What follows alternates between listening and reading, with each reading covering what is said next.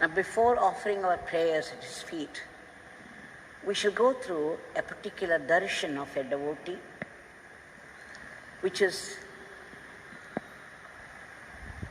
very unique. We shall relive this experience by recalling it. There is one Nagalakshmi who was living in Chennai. She was a regular reader of a magazine called GANGAI. In the year 1992, in the month of December, she read an article on Bhagwan Yogi Ramsuratkumar, which impressed her so much, which triggered a deep desire in her to have darshan of Bhagwan. She wanted to have darshan, so she contacted her mother. Her mother was living in Tiruvannamalai. So she rang up to her mother and asked her if she could have darshan of Bhagwan. Her mother said, the Swami is very different, very unique, very unpredictable. You would never know what he would say next, what he would do next. If you have adrishtam, what they call in English luck, then you may have a good darshan of Bhagwan. So after that, Nagalakshmi decided to come to Tiruvannamalai. She took a bus. And when she boarded the bus, again, she had something like a shock because she saw Bhagwan's picture there in the bus, which is a very rare thing. In Chennai, to have a photo of Bhagwan in a bus doesn't happen easily.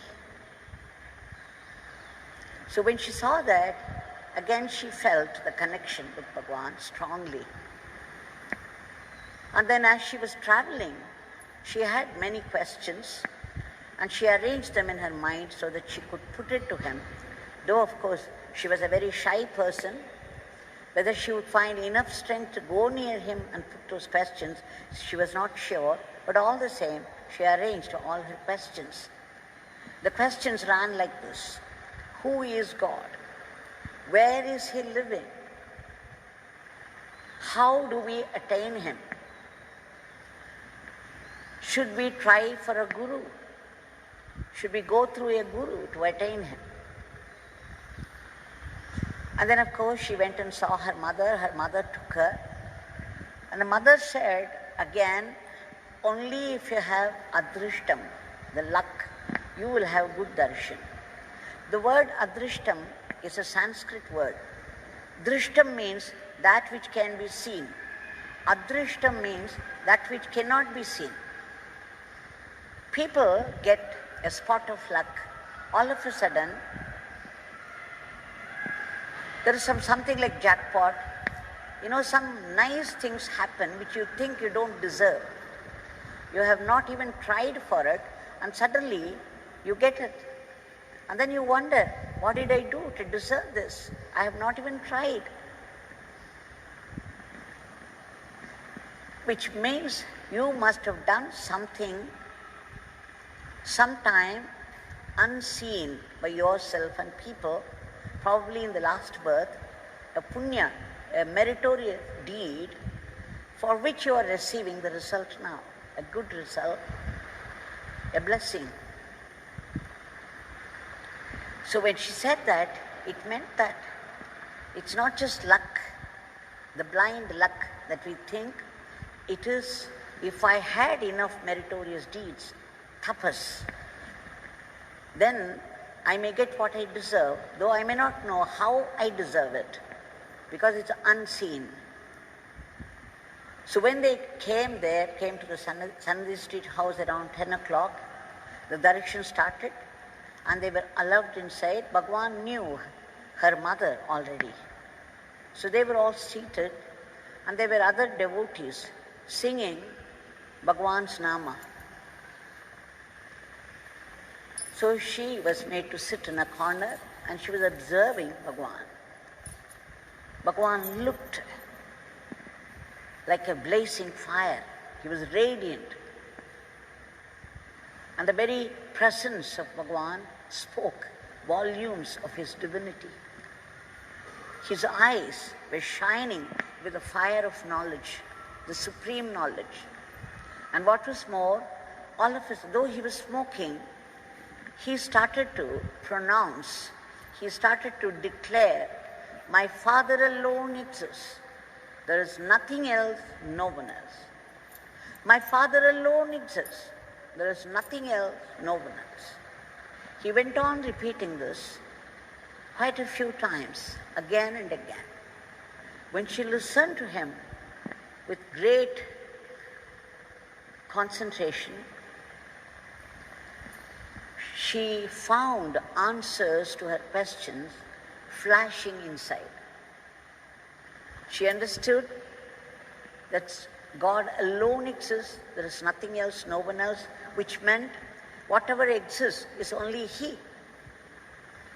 It is He who has become the entire creation, the varieties of creatures. And then he said He alone exists, which means He must be everywhere. So that is, where does He exist? He exists everywhere. And then she understood that He knows everything, He is everywhere, He alone exists. Then how do I attain Him? And then she heard these people chanting, Yogi Ramsuratkumar, Yogi Ramsuratkumar, Yogi Ramsuratkumar. The name was laden with His power, the power of God. And that she knew instantly chanting this mantra would be the way to reach God. And of course, the Guru was right in front of an embodiment of divinity. So when she had all these answers in her mind, she melted inside. She felt overwhelmed. And after that, Bhagavan began to call each one by name, called them near and dropped some prasad and left them one by one. When her turn came, by now she had understood something of His glory. And she was shaken by that. So she staggered her way to His nearness. And when He asked her, what is your name? Where are you coming from? Even to utter the word Chennai, she was trembling, she was stammering. And then she said, she managed to say with courage, Swami, I had come here. Bhagavan asked her, what do you want? She said, I had come here with some questions. And when you declared, my Father alone exists, there is nothing else, no one else, I had all my answers. Then Bhagavan smiled and said, is it? Who gave you these answers? And then she said, thyself. Thou art the one who gave these answers. They flashed inside me.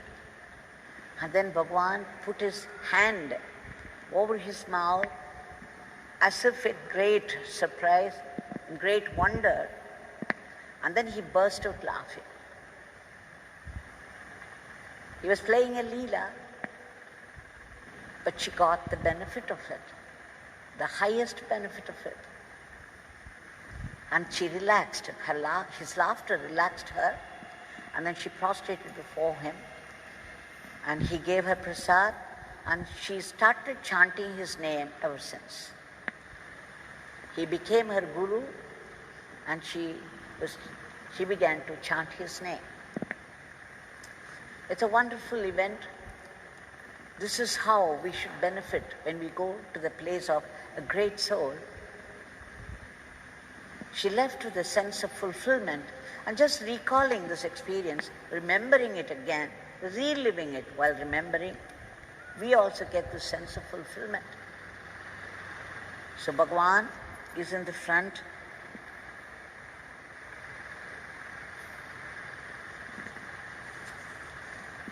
Who gave her darshan in the month of January 1993. Now that Bhagavan is very much here in front of us in the form of this Murti, installed by Bhagavan, worshipped by Bhagavan, full of his power and grace,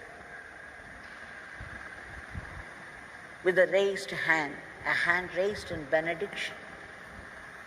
We shall submit our prayers at his lotus feet. Bhagavan, you alone exist. There is nothing else, no one else. You have become this world. You have become all the creatures of the world. You are the good, you are the bad. You are everything. And you have the power. Only you have the power. There is nothing that you cannot do. There is nothing that you do not know. We appeal to your boundless compassion, your generosity, your all-powerful divinity, to free this entire world from the clutches of this dreadful virus.